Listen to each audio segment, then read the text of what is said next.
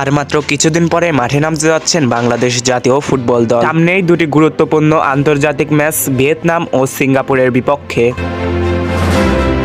এই ম্যাচ জুড়ে ইতিমধ্যেই ফুটবল প্রেমীদের মধ্যে উত্তেজনা তুললে। আর এরই মধ্যে বাংলাদেশে এসে পৌঁছেছেন বাংলাদেশের প্রধান কোচ হেভিয়ার কাবরেরা। বিমানবন্দরে পৌঁছিয়ে এবং পরে তিনি সংবাদ মাধ্যমে তিনি জানান দলকে আরো সংগঠিত ও প্রতিযোগিতামূলক করতে বাংলাদেশে আগেভাগে এসেছেন হেভিয়ার কাবরেরা।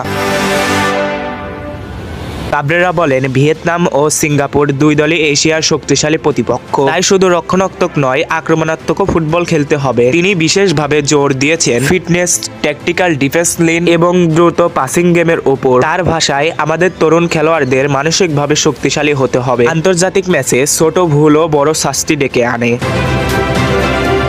বাংলাদেশ ফুটবল নিয়ে কাজ করতে গিয়ে কাবরেরা সবসময় বলেন, দেশে প্রতিভার অভাব নাই, দরকার ঠিক পরিকল্পনা ও ধারাবাহিকতা। তিনি জানান, আসন্ন দুটি ম্যাচকে শুধু ফলাফলের জন্যই দেখছেন না, বরং ভবিষ্যৎ দল গঠনের অংশ হিসাবেও দেখছেন। নতুন কয়েকজন খেলোয়াড়দের পর্যবেক্ষণে রাখার ইঙ্গিত দিয়েছেন তিনি। এদিকে তার চুক্তির বিষয়ে আলোচনায় এসেছে। জানা গেছে, হেভিয়ার কাবরেরার বর্তমান চুক্তির মেয়াদ 2026 সালের মাঝামাঝি হয়েছে। তবে পারফরমেন্স এবং ফেডারেশনের উপর নির্ভর করছে তার চুক্তির মেয়াদ বাড়বে কিনা। তিনি নিজেই বলেছেন, আমি দীর্ঘ মেয়াদের পরিকল্পনা নিয়েই কাজ করছি। বাংলাদেশ ফুটবলকে ধাপে ধাপে এগিয়ে নিতে চাই। একটি গুরুত্বপূর্ণ বিষয় হলো, তিনি খুব শিগগিরই বাংলাদেশ প্রিমিয়ার লিগ এবং ঘরোয়া লিগ এবং ফুটবল লিগের ম্যাচগুলো সরাসরি স্টেডিয়ামে বসেই দেখবেন।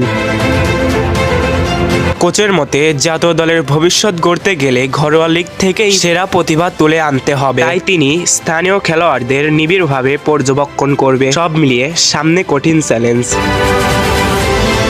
কিন্তু কোচের আত্মবিশ্বাস, পরিকল্পনা এবং খেলোয়াড়দের প্রস্তুতি মিলিয়ে নতুন আশায় বুধ বাঁধছে বাংলাদেশ ফুটবল প্রেমীরা। এখন খালি দেখার বিষয়, ভিয়েতনাম ও সিঙ্গাপুরের বিপক্ষে বাংলাদেশ কতটা শক্তিশালী হতে পারে।